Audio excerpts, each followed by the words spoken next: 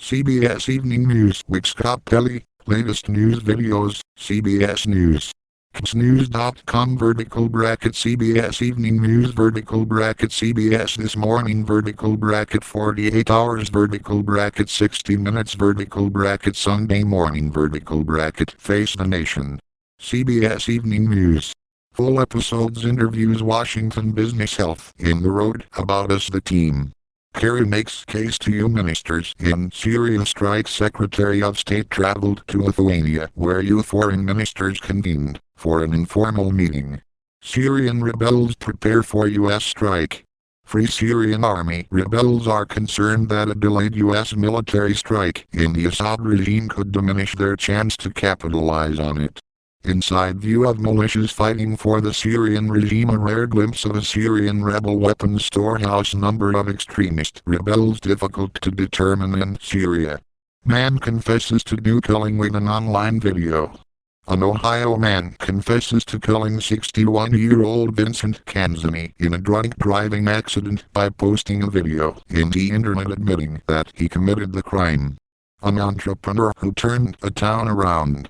Pandora made use of Greensboro, Alabama's bamboo problem and turned it into a venture that has helped revive the town's economy. Scope of U.S. strike in Syria appears to be widening. Syria's military has started moving equipment, forcing the Pentagon to find other targets and consider using more powerful weapons. VW plant brings auto manufacturing jobs to Tennessee. Chattanooga beat out 400 other cities to become home of the plant, where Jessica Davis started building cars and ended up building a career. High tech and high risk at the America's Cup. Teams racing in finals in San Francisco using the most technologically advanced sailboats ever made. Inside Syria's civil war. Clarissa Ward reports for 60 Minutes from Aleppo, where a battle rages between rebel groups and Syria's military. NSA locks of internet encryption. A national security agency program nicknamed Bullrun reportedly has the ability to break security codes of most internet-based systems.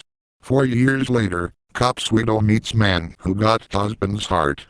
Mary DiNardo's husband was gunned down in the line of duty. For the first time, she meets the Vietnam veteran who received her husband's heart.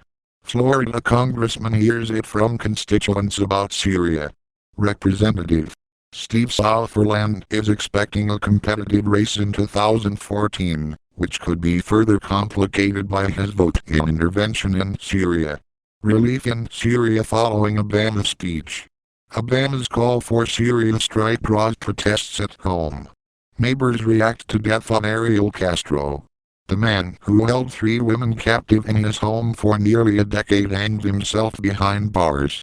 What do strong auto sales mean for broader economy? New numbers show August had the highest number of auto sales of any month since the Great Recession. Sandusky prosecutors and state put schools' prestige above abuse. Frank Feeney and Joseph McJettigan tell 60 Minutes Sports they don't believe Joe Paterno was part of conspiracy to conceal Jerry Sandusky's crimes. Photos honor builders of new SF Oakland Bay Bridge. All too often, history forgets the men and women who built America's great structures, but one man was determined not to let that happen to the workers who constructed the new San Francisco Oakland Bay Bridge. 16 photos photographing the labor of bridge builders. Painting bought for $46 worth $390,000.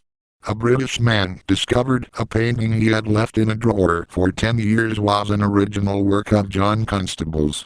New York City concert deaths put spotlight on new drug Molly.